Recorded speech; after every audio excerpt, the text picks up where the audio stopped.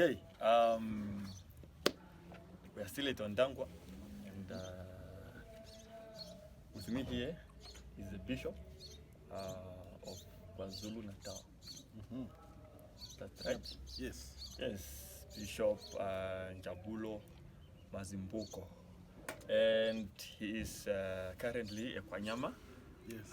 In this shed. Like my new shed. Yes. Yes, Bishop, welcome to our channel.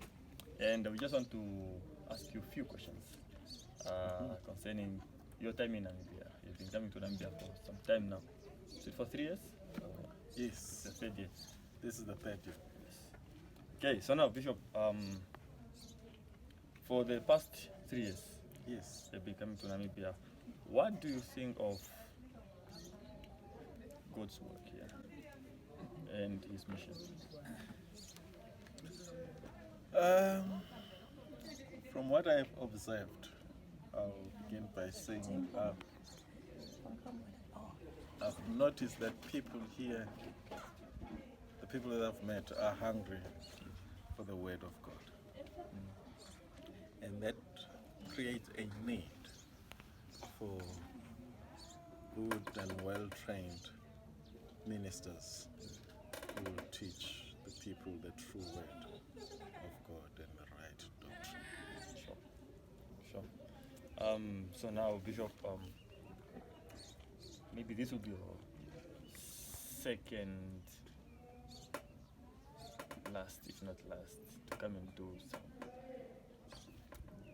bishop-oriented work or focused work. What do you think of this step made by or achieved by REACH Namibia of getting their own bishop? I mean, no, in itself is already a challenge. Yeah, but what do you think of that? I think God has been very good to us, REACH Namibia. Yeah. Consider myself part of REACH Namibia. Yeah. God has been very good and very kind to us. This is a big step and a step to a right direction. We need a leader to lead the church, a local leader. That is important.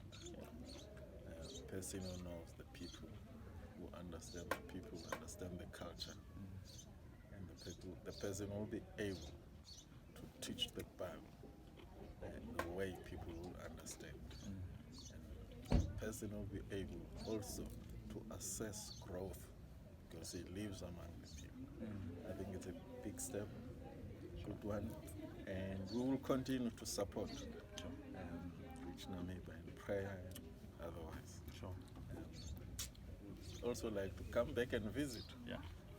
And see the bishop in action. Yeah. That would be lovely. With a purple shirt. In a purple shirt. Yes.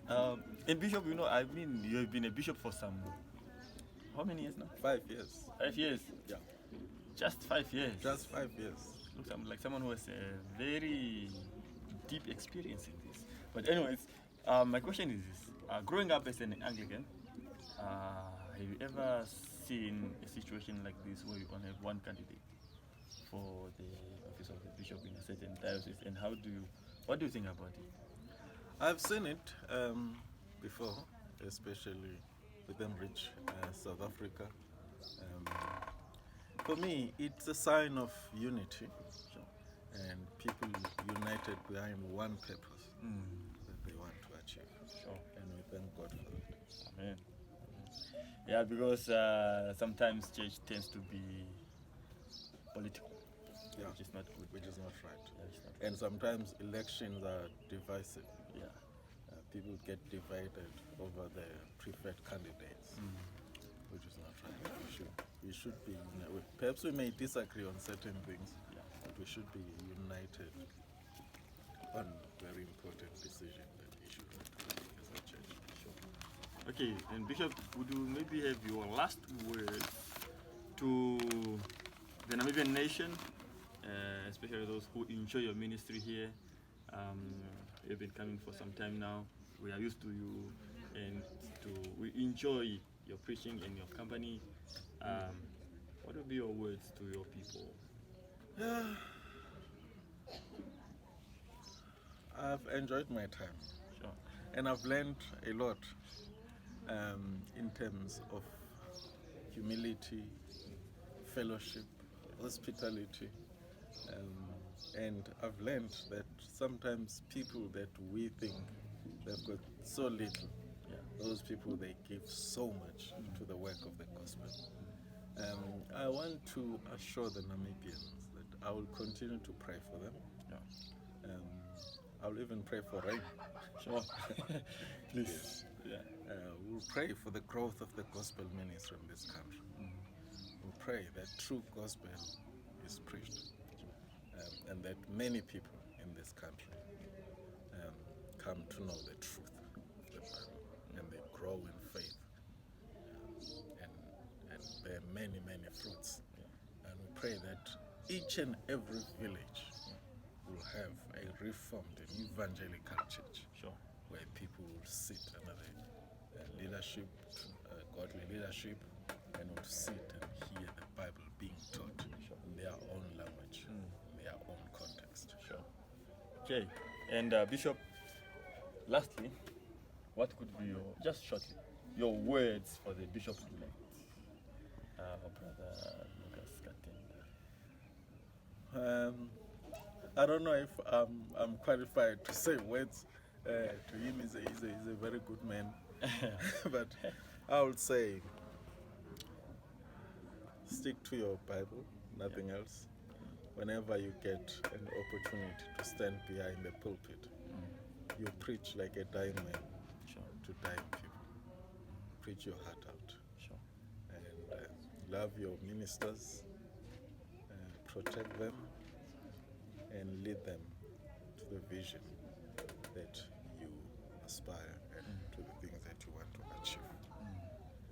I was told when I was consecrated, I was 39, I was told to read books by Bishop J.C. Ryrie.